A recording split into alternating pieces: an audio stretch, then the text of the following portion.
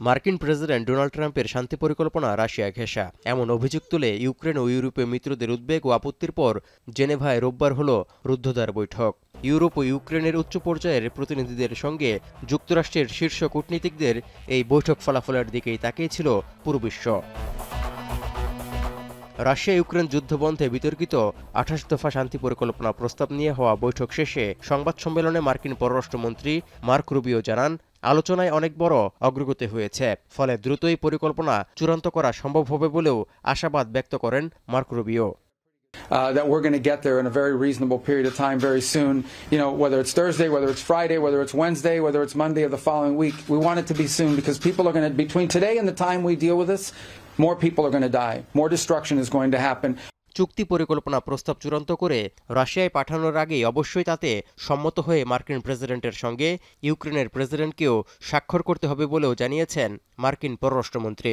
ইউক্রেনের নিরাপত্তা ও ভবিষ্যতে আর কখনো যাতে আক্রমণের শিকার না হতে হয় সে বিষয়গুলো গুরুত্ব পাবে বললেও সুনির্দিষ্ট কিছুই জানাননি তিনি। So we're working through making some changes, some adjustments in the hopes of furthering narrowing the differences and getting closer to something that both Ukraine and obviously the United States are very comfortable with. Obviously this will ultimately have to be signed off by our presidents. এদিকে ইউক্রেনকে Trump অকৃতজ্ঞ বলার পর জেনেভায় বৈঠক শেষে ধন্যবাদ জানিয়েছে কিয়েভ। এমনকি আলোচনার টেবিলে ন্যাটোর ভূমিকা এবং ইউক্রেনের নিরাপত্তা নিশ্চয়তার মতো কিছু ইস্যু অমীমাংসিত থাকলেও যুক্তরাষ্ট্রের হাত ধরে স্থায়ী শান্তিতে আশাবাদী কিয়েভ। তবে প্রস্তাব চূড়ান্ত করার প্রক্রিয়ায় ইউরোপীয় মিত্রদেরও পাশে চায় Ukraine.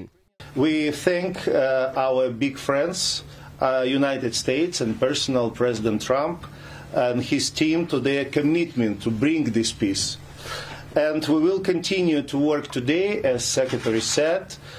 We will be working and in coming days to join proposals, and we will also will engage our European friends. কিয়েভের দিকগুলো পুনর্বিবেচনা করায় প্রেসিডেন্ট ভলোদিমির জেলেনস্কিও মার্কিন প্রেসিডেন্ট ডোনাল্ড ট্রাম্পকে ধন্যবাদ জানিয়েছেন। Завтра теж не менш активний день. Інтереси України захищаємо і сила нашої позиції, сила нашої।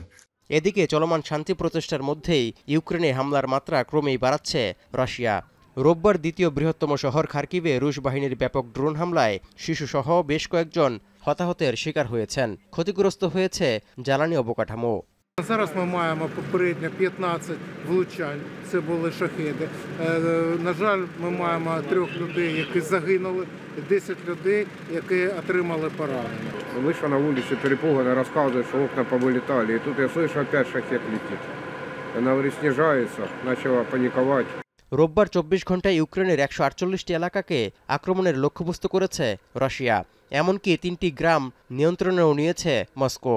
এমন পরিস্থিতিতে মার্কিন শান্তি প্রস্তাব চূড়ান্ত করতে জেলেনস্কি খুব শিগগিরই ওয়াশিংটন সফর করবেন বলে মনে করা হচ্ছে। এছাড়া ট্রাম্প ও পুতিনের মধ্যেও বৈঠক হতে পারে বলে মনে করছেন বিশ্লেষকরা। তৌহিদুর রহমান, এখন বিশ্ব।